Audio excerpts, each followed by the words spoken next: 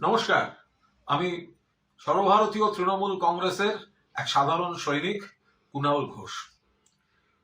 Digital যোদ্ধা conclave দেখলাম, খুব ভালো লাগলো এবং খুব সময়োপযোগী এই কর্মসূচি।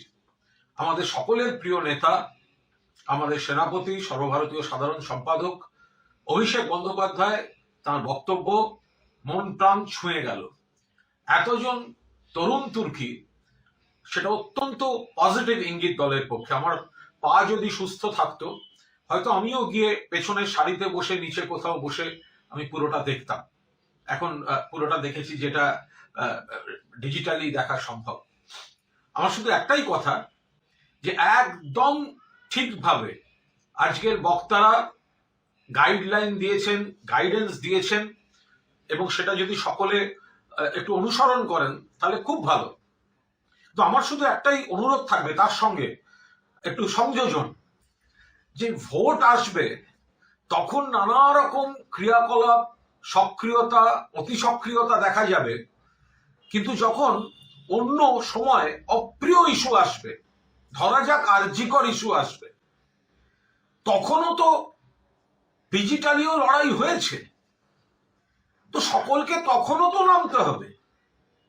এত জনের ভিড় দেখে ভীষণ ভালো লেগেছে, কিন্তু এই ভিড়টা যদি এক বছর আগে অ্যাক্টিভ থাকতো, তাহলে মনে হয় সিপিএম, বিজেপি, কংগ্রেস বিরোধীরা যে কুৎসা করে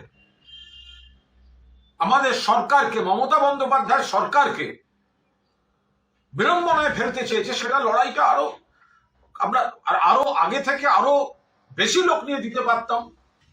একতরফা তখন মাননীয় মুখ্যমন্ত্রী, আর এপাশে কিছু সোশ্যাল মিডিয়ায়, কিছু মিডিয়ায় হাতে গোনা কয়েকজন, এবং অবশ্যই জেলার কিছু সোশ্যাল মিডিয়া ছেলে মেয়ে আছে, তারা তাদের গোষ্ঠী উদ্ধার করে দিয়েছে। বাকিরা তারা তো লড়েছে,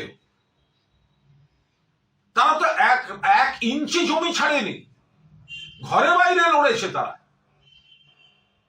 তো ফলে আজকের এত সুন্দর যে গাইডলাইন গুলো, তার সঙ্গে আমার মনে হলো একটা যোগ করে দিয়ে একজন সহকর্মী হিসাবে, যে লড়াইটা চলুক, কিন্তু এই লড়াইটা শুধু ভোটের সময়ের নয়, এই লড়াইটা কিন্তু 12 মাসের লড়াই।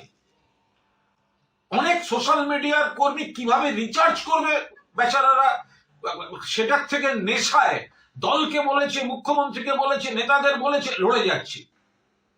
এবং খুব দুঃখের বিষয়, এখনো দলের, যখন আমরা শাসক দল, পশ্চিমবঙ্গে আমরা শাসক দল, আমরা উন্নয়নের কথা বলবো, আমরা বিজেপির বিরোধিতার কথা বলবো, বিজেপির খারাপগুলো বলবো, সিপিএম এর খারাপ মনে করাবো, কিন্তু যেহেতু আমরা সরকার পরিচালনায় কিছু অপ্রিয় ঘটনা এদিক ওদিক ঘটলে বিরোধীরা যখন সুযোগ নেবে, সেটাও তো আমরা দাঁড়িয়ে আমরা কমব্যাট করব।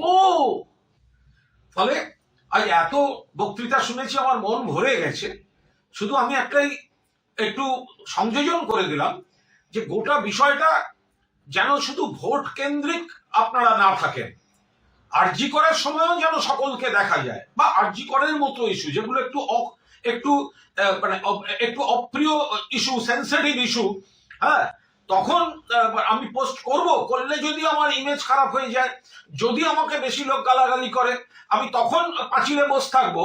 আবার ভোটের সময় এসে আমি শুধু উন্নয়ন আর বিজেপির খারাপের কথা বলবো, এটা নয়। কিন্তু মমতা বন্দ্যোপাধ্যায়, অভিষেক বন্দ্যোপাধ্যায় এটা চান না।